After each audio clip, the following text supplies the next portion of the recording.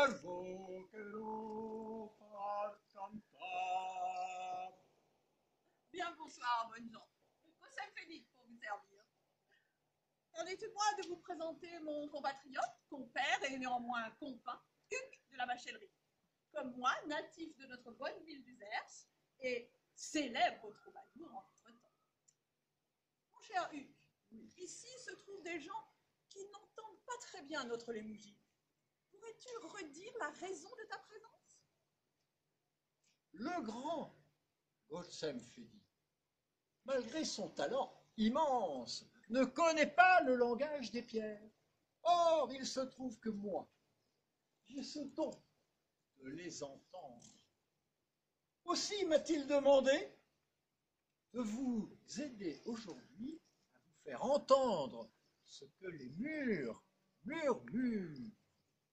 Or donc, je me retire et te laisse le soin, comme je le fis ces 3 dernières années, de guider nos amis à travers la cité à l'écoute de la voix des pierres.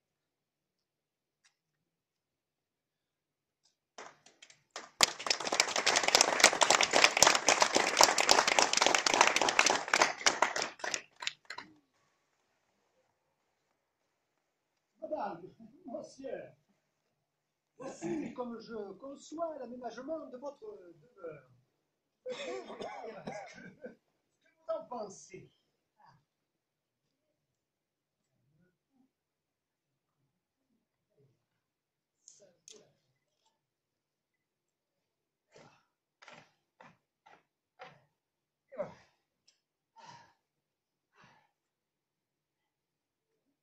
Oui, dame, je vois. Je trouve cela fort beau. Vous donne raison, mon ami. Tout cela est bien beau. Beau. Mais ceci n'est point beau. Comment? Comment point beau? Mais ce projet n'est pas beau. Il est superbe.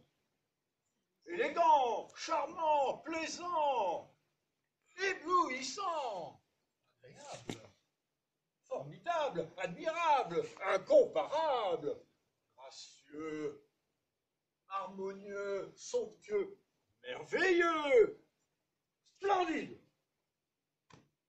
Splendide. Il est magnifique.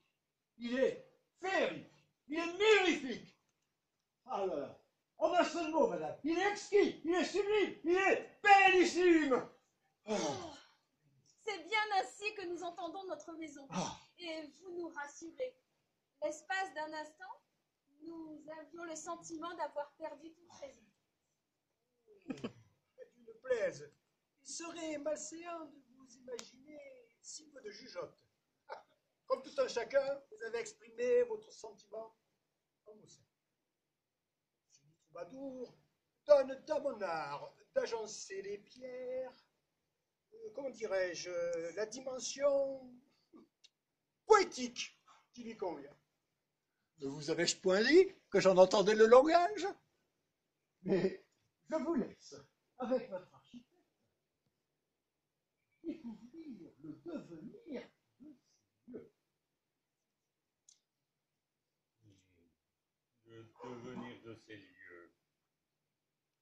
Oui, mais ne faudrait-il point l'apprécier? Et c'est cela, apprécions-le. Mais je crains fort que les litanies de ce poète ne laissent présager un défilé de pièces sonnantes et trébuchantes, Non, mon ami. et que ce bellissime ne devienne grandissime. Allez, allez, mon ami, mon ami. Il s'agit tout de même de notre bien-être, du vôtre et de celui des autres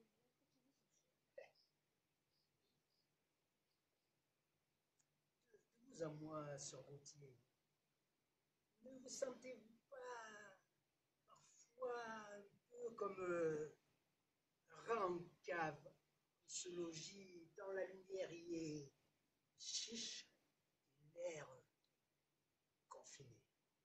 J'entends bien là votre allusion, mon cher architecte. Sachez que je ne suis point si rat que je ne puisse apprécier une dépense importante, tant bien qu'elle soit bien fondée. Cessez de vous échauffer, mon ami, cessez de vous échauffer. Mais si vous n'êtes point un rat, soufflez que je ne me sentais point souris, en se réduit. On se réduit. On se réduit. Mais il me semble que vous y courez à votre aise, ma chère. Oh. Certes, votre logement est déjà d'une dimension respectable. Mais je vous serais gré de noter que mon projet le doublera, sur le moins. Mon ami, pensez à tous ces gens que nous sommes amenés à fréquenter à présent. Les Besses, les Beaupré, les Clary, les Joyer, les Chavac, j'en parle. Nous leur devons une demeure propre à les accueillir. Ah là là. Et voyons les choses point par point, si vous me permettez. C'est ça. En premier lieu, nous agrandirons sensiblement les ouvertures. Outre le confort qu'elles nous apporteront, la lumière et l'aération vont magnifier votre intérieur et le rendre digne de recevoir la bonne société. Oui, mais... Pardon, ma chère. En agrandissant ces ouvertures et être au vu et au su de tous, où en est notre sécurité? Veuillez observer que nous privilégions les grandes rues. Les jardins. Côté rue, nous limitons les croisées. Et surtout, nous conservons la porte d'entrée renforcée que nous renforçons. Moi, c'est cette porte en double battant qui donne directement sur la terrasse d'une pure merveille. Elle n'ouvre pas seulement sur l'extérieur, elle ouvre sur les possibles. Imaginez! À l'intérieur, à l'extérieur, les rafraîchissements, là-bas, les lectures, là-bas, les causeries. Nous pourrons faire, je sais pas, des fêtes costumées, des bals champêtres. J'en passe. Et, pour abonder en votre sens, nous libérons la pièce de réception de l'escalier que nous remplaçons par un autre en colimaçon dans la tour. La tour? Il n'y a pas de tour. Écoutez, je vous ai conçu à la mode qui trotte l'ajout d'une tour poivrière en angle côté rue. Ainsi, l'accès aux étages ne se fait plus au détriment des pièces intérieures. Surtout, elle,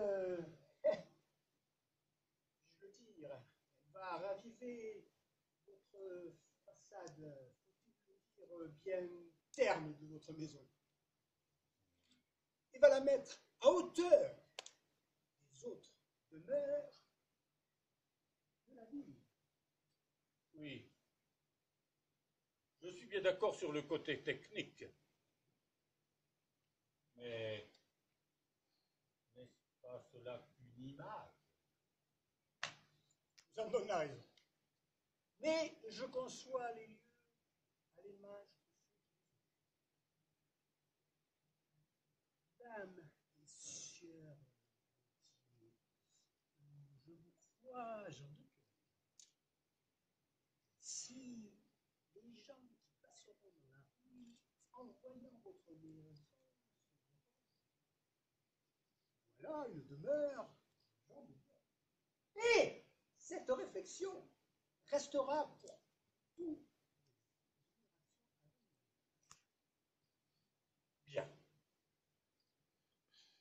je vous laisse finir vos présentations avec Madame. Les affaires m'appellent.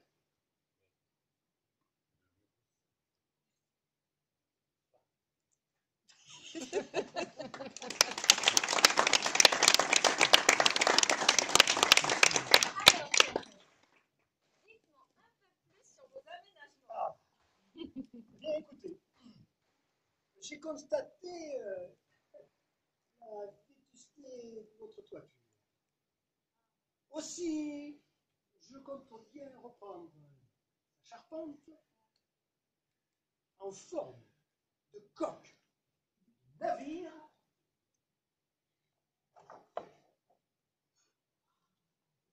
inversée.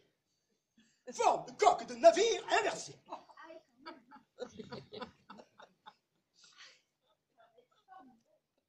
Non, mais j'imagine déjà votre future progéniture qui va monter, jouer dans le grenier et qui, pris par l'ambiance des lieux, l'ondoiement de la rivière, se mettra à rêver qu'il vogue vers des contrées lointaines. Qui sait? Peut-être que ma modeste contribution fera naître au sein de votre famille quelques vocations d'explorateur. Ah, ne soyez pas si modeste, ne soyez pas si modeste. Mais dites-moi, j'observe vos dessins là depuis le début, et je ne sais par quel miracle, les traits font voir l'édifice tel qu'en réalité. Oh! Point de miracle en cela. J'ai été formé à l'école des architectes italiens qui ont inventé cet effet. Nous le nommons dessin en perspective. Et croyez-moi, c'est une grande avancée pour votre métier. C'est très intéressant, mais expliquez-moi, dites-moi plus. Eh bien, avant, nous dessinions seulement des plans de surface. L'implantation sur des bâtis,